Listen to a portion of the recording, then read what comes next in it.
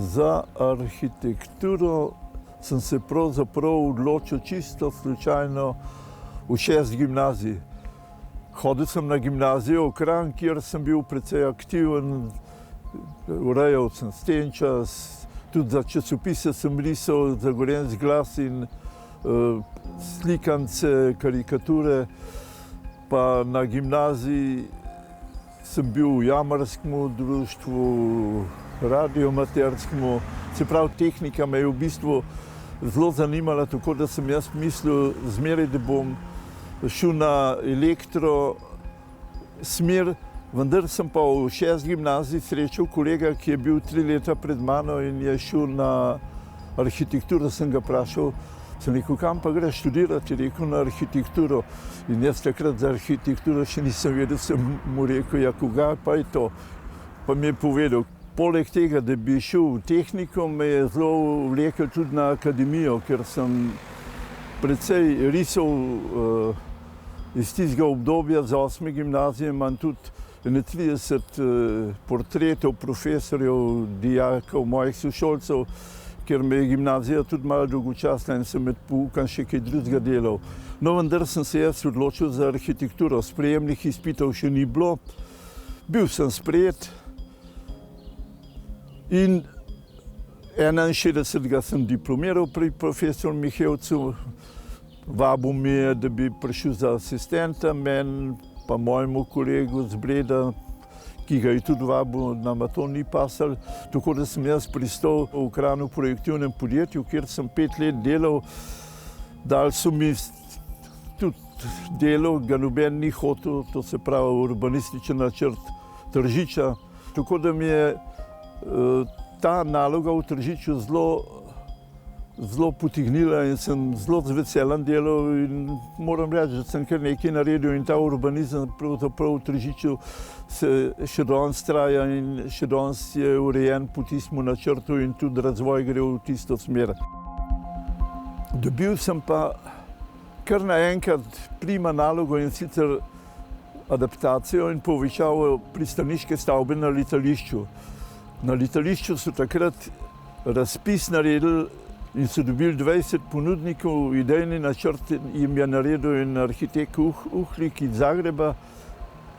Jaz sem imel pa enega prijatelja, ki je bil takrat republiški inšpektor za urbanizem in je predlagal, da dajo še meni. Seveda sem jaz zagrabil z obema rokama, v 3 dneh narisal tloris pritličja, za tloris nadstropja niti ni bilo več časa. Predvsem sem pa zasnovo narisal v obliki idejne skice perspektiva, mi pravimo, ali danes pravijo to 3D. In ko so oni to videli, poleg tega jasno sem dal najnižjo ceno, smo delo dobili. Obstoječa hiša je bila pravzaprav mitulasta streha, to je bilo takrat modern, pa levo in desno je bil še en podaljšek za vzporedne funkcije. No in meni so takrat rekli, da moramo upoštevati trafo postajo noter, štedilnik v restauraciji, pa sanitarije. To je bil izhodišče, pa da bo to projekt za 5 let, da jo potem šli zgradno na južno stran, novo veliko pristaniško stavbo, v tem objektu, da bo pa regalno skladišče. Praktično sem jaz dobil spet eno tako adaptacijo težko, za 5 let, meni je bilo to čisto všeč, ker sem lahko nove stvari delal, pa pravzaprav noben ni nasprotoval, ker so pač računali, da se v to podrli in sem imel precej proste roke. Pri brniškem objektu, pri tej pristaniški stavbi, se mi je porodila ideja, da bi lahko zaradi modularnega sistema mas, pa modularnega sistema fasadnih oblog, pravzaprav naredil koncept arhitekture, ki bi se dal kasneje povečevati po dolžini, po kubusih, po višini z dodajanjem novih elementov, tako kot bi recimo na kamion nalagali hop profile, to so hladno oblikovani profili, ali pa recimo kot da bi recimo hlode posekanih smerek v gozdu naložili na kup, kjer je en hlod malo daljši, drug malo krajši, ali pa jih je več na kupu ali pa manj na kupu. No in tako je ratala stavba, pristaniška stavba na Brnku In ta ideja je služila od 72. leta pa do 2010 pri vseh povečavah razen zadnje. Tako da arhitektura se je večala, daljšali smo elemente, kubuse, dodajali nove kubuse, ampak arhitektura je pa skozi enaka ostajala. In to je bila prednost te arhitekture.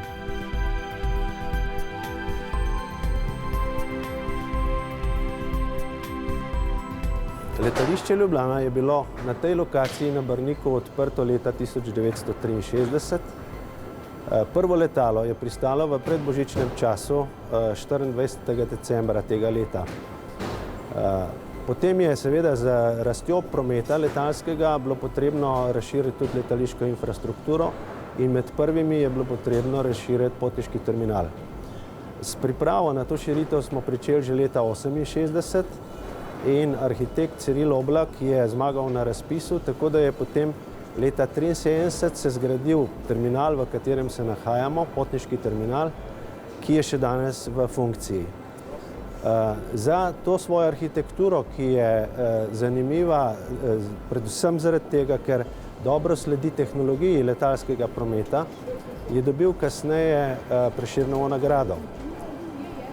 Z rastjo prometa smo potem leta 1992 in 1993, torej po osamosvojitvi Slovenije, naredili ponovno razširitev terminala, ki je bila potem tudi podlaga za nadgradnjo leta 2007. Namreč 2007. leta je Slovenija vstopila v šengenski mejni režim, torej mi smo bistveno razširili svoje meje, tako da smo morali leta 2007 nadgraditi terminal z novimi kvadratnimi metri.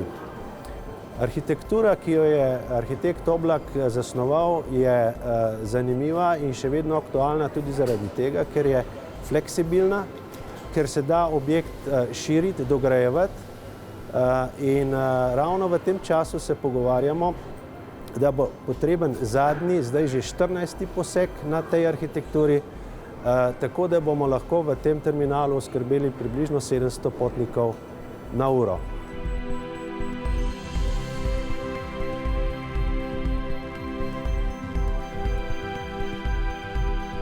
Moja nagnjenja so že od vsega začetka do likovne umetnosti, tako da sem pravzaprav jaz pri svojih arhitekturnih objektih, če so bili le bolj pomembni, vključeval tudi likovnike, da so sodelovali, oziroma da je arhitektura taka, da je lahko tudi likovna oprema del arhitekture. Predvsem mi je šlo pa kasneje pri povečavah pristaniške stavbe za to, da bi naredili nek galerijski prostor. No in ponudila se je prilika, da smo v tekom let dobili nalogo, da naredimo VIP salon. Tako da je letališče pravzaprav ob nastanku VIP salona in likovne opreme tega VIP salona začel zbirati zbirko, ki je danes zelo bogata in bo na tej razstavi v Kranju tudi predstavljena.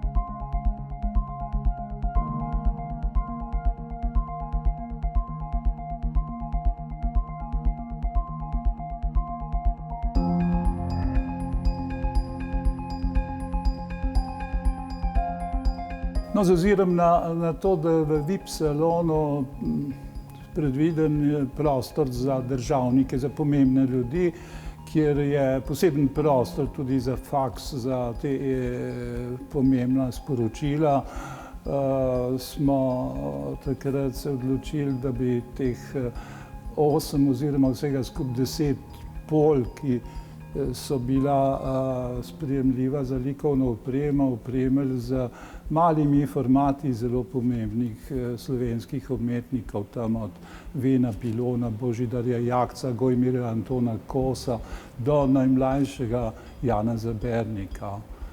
Seveda tu so še Stupica, to je Sedej, tu je France Mihelič, Lojze Spacal.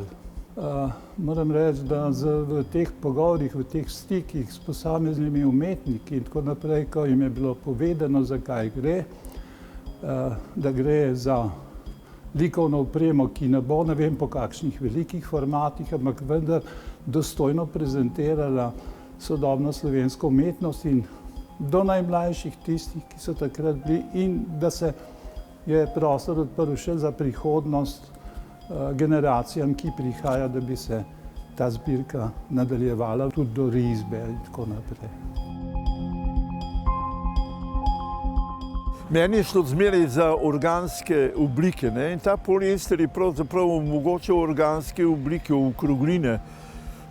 VIP salon je tudi v tem smislu oblikovan. Jaz sem kasneje dobil idejo, da je to arhitektura prereza. To se pravi, da je objekt v prerezu oblikovan recimo s temi fasadnimi okroglimi elementi na Brnku, v pristaniški stavbi je celo tako postavljen, da je zunanja fasada prve etaže tudi enaka na notranji strani v dvorani, tako da je ta en objekt sega v drug objekt. No in te okrogline, ta arhitektura prereza z okroglinam v mojem primeru, to sem jaz porabil tudi v VIP salonu. No in funkcija tega VIP salona se je izkazala, da kar drži. Na letališču marsikaj popravijo, pride nov investitor, pa tudi pokvarijo arhitekturo, vendar v VIP salon se zaenkrat še noben ni vtaknil. Zgleda, da je rešitev le dobra.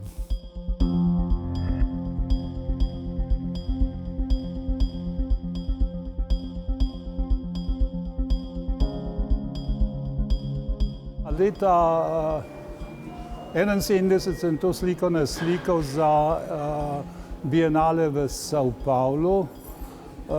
Takrat sem sodeloval na bienalu z 10 slikami in ta je bila ena največjih takrat za to jugoslovanski paviljon na bienalu.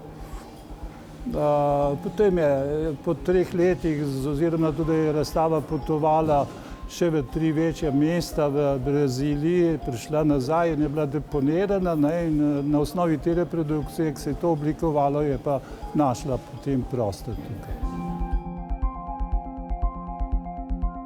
To okno je bilo pozneje narejeno leta 2000 in sicer v delavnici Stojana Višnarja, kjer je z ozirom na barvna steklena okna razlika pri tem oknu to, da je vse, kar je naslikano, z mojo roko naslikano, to ni prevod na osnovi skice in polaganja nekih barvnih stekel, ampak je to naslikano in pečeno in nameščeno.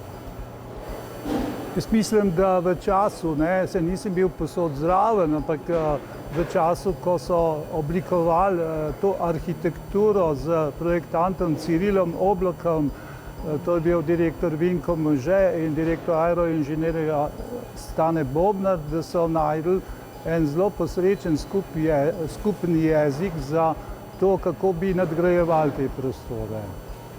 In ko sem bil povabljen, da se udeležim teh pogovorov v zvezi s to znamenito Evo, ki stoji v holu, sem videl pravzaprav, kam segajo te zamisli, ideje, pa kje so možnosti oziroma nemožnosti finančnih. Moram reči, da sta direktorja zelo zaslužna, da je do tega prišlo.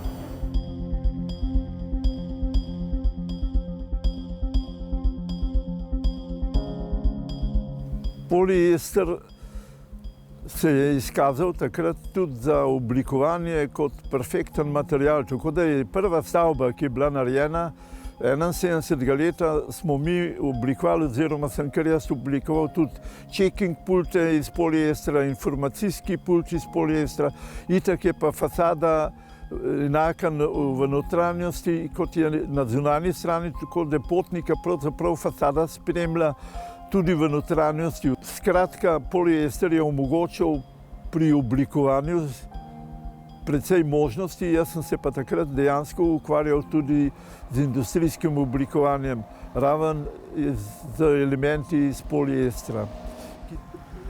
Drugi arhitekti so takrat delali kiotske v enem kosu. Dočim te kiotski na Brnku so bili pa sestavljeni iz elementov, tako da so se sestavljali šele na licu mesta na jekleno podkonstrukcijo. In so dolga leta pravzaprav služili svojemu namenu. Danes je na Brnku od teh pultov ostal pravzaprav samo še venc zdajšnjih kioskov, ki poteka po notranjosti v sivi barvi nad pulti po celi dolžini stavbe. Letališče je na razpotju, ima novega lastnika, z ozirom na novega lastnika urejajo tudi arhive in jaz sem v arhivu dobil višek izvodov načrtov za arhitekturo za letališče iz leta 71, 72 in se mi je zdelo pomembno, da te načrte tudi razstavimo v galeriji Prešernovih nagrajencev v vitrinah, tako da bojo razstavljeni ti načrti za letališče, pa tudi načrti za tovarno gorenjskih oblačil, ki jih imam pa jaz v svojem arhivu. Na gorenjskih oblačilih je oblikovana fasada oziroma fasadni elementi, tako da senca z vertikalno naredi črto, horizontalno so pa ti utori poševno oblikovani, tako da ne mečejo sence in nastane posebej na severni fasadi pogled na fasado pravzaprav vzorec tkanine, s čemer je bil seveda direktor Martinjak, ki je pravzaprav zgradil to stavbo, tako kot jo je na Brnku direktor Sever, ker te stvari so pomembne. Vsako stavbo gradi investitor, ne arhitekt. Arhitekt samo izkoristi priliko, da investitorju ponudi cenejše, ugodnejše oblike, rešitve. Tako kot je bilo tudi že prej rečeno, da so poliester elementi, so fasadni elementi, ki se naredijo v tovarni, pa se jih na fasado sam montira, tako je potem tudi razvoj naprej šel, da se objekte pravzaprav gradi v tovarnah, pa se na licu mesta samo zmontirajo. Šlo je celo tako daleč, da je danes pravzaprav arhitektura zabojev, ni več arhitekture v klasičnem pomenu.